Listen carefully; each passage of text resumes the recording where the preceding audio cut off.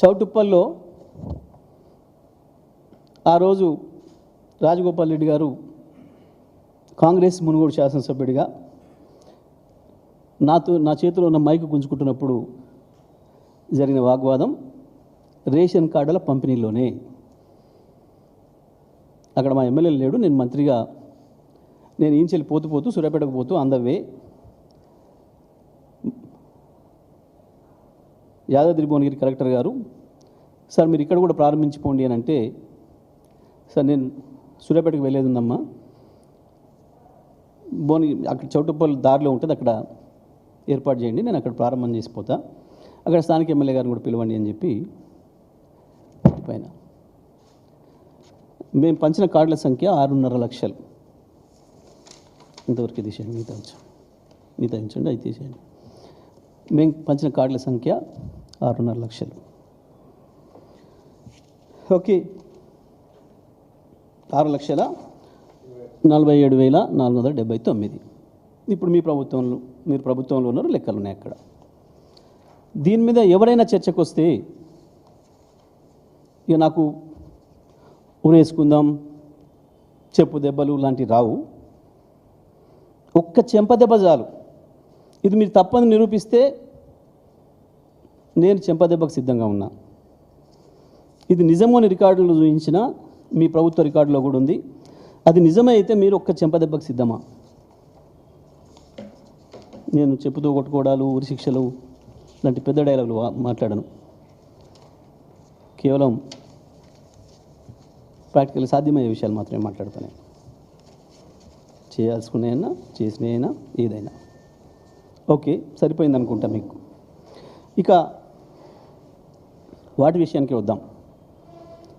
ఇంకా కూడా ఈ దేశంలో ప్రజలు ఒక రేషన్ కార్డు కొరకు ఎదురు చూస్తున్నారు అంటే ఎవడి నేరం? 78 సంవత్సరాల స్వతంత్ర భారత చరిత్రలో ఇంకా ప్రజలు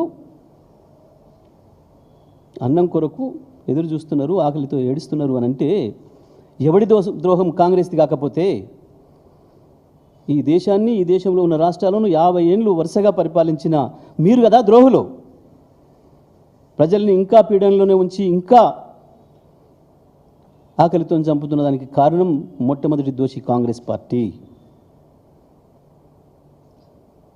రెండవ దోషి ఇవాళ నీ చీకటి గురువు మోడీ, బీజేపీ. ఇవాళ నీ బహిరంగ గురువులు, బహిరంగ పార్టీ, నువ్వున్న పార్టీ కాంగ్రెస్ అయితే మొదటి ద్రోహి, రెండవది వాళ్ళు ఈ దేశాన్ని వెళ్ళిన వాళ్ళు. సిగ్గుండాలి. ముఖ్యమంత్రి పోయి ఒక రేషన్ కార్డు పంచే కార్యక్రమం, దానికి ఇంకా గొప్ప చేసినట్టు ఎదురు చూసిండ్రు. ఎక్కడికి పోయినా కేసీఆర్ వస్తే ఎదురు చూద్దరు ప్రజలు. కేసీఆర్ మా ఊరికి రావాలని కోరుకుందరు. ఎందుకు? ముఖ్యమంత్రి వస్తే మా ఊరికి ఏదన్నా ఇచ్చిపోతాడు, కొత్తగా ఏదైనా లాభం జరుగుతుంది అనే భావన. ఒక ప్రధానమంత్రిని రమ్మని అడుగుతారు ఒక రాష్ట్రానికి. ఎందుకు అడుగుతారు? వస్తే ఏమైనా ఇచ్చిపోతాడు, మాకు కొంత లైట్ వస్తుంది, వెలుగు వస్తుంది, అభివృద్ధి వస్తుంది అని. ఏమో ఇచ్చిపోయినావు?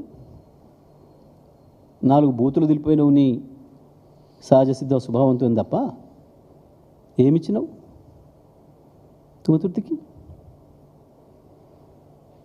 ఇక నీళ్ళ విషయంలో నీ అజ్ఞానాన్ని మరొకసారి బయటపెట్టుకున్నావు రేవంత్ రెడ్డి గారు. నీళ్ళ విషయంలో నీ అజ్ఞానాన్ని మరొకసారి బయటపెట్టుకున్నావు. ఏమిచ్చినా నేను నల్లగొండకు, సూర్యాపేటకు 100 రికార్డులు ఉన్నాయి. నువ్వు నీ కాంగ్రెస్, నీ చంద్రబాబు ఇద్దరి ద్రోహానికి గురైన జిల్లా నల్గొండ జిల్లా. మీ పాపం వల్ల పుట్టి పెరిగి పెద్దదై 2 లక్షల మందిని కబలించిన పొలిన్ మహమ్మారికి కారణమైన నీ కాంగ్రెస్ పార్టీ చేసిపోయిన ద్రోహాన్ని కేసీఆర్ గారి ఆలోచనలతోని, కేసీఆర్ గారి ప్రేమతోని 6 ఏళ్లలోనే రూపుమాపినాం. వ్యవసాయం ఆధారంగా ఉన్న అద్భుతమైన వ్యవసాయాన్ని చూసిన మా జిల్లా నీ కొత్త బాసులు, నీ పాత బాసుల పాపం వల్ల మీరు చేసిన దుర్మార్గాల వల్ల నాశనం అయిపోయిన నల్గొండ జిల్లాను, నా నల్గొండ జిల్లా రైతాంగాన్ని ఆదుకొని అద్భుతమైన జిల్లాగా భారతదేశంలోనే వ్యవసాయ రంగంలో నెంబర్ 1 జిల్లాగా మార్చినాం.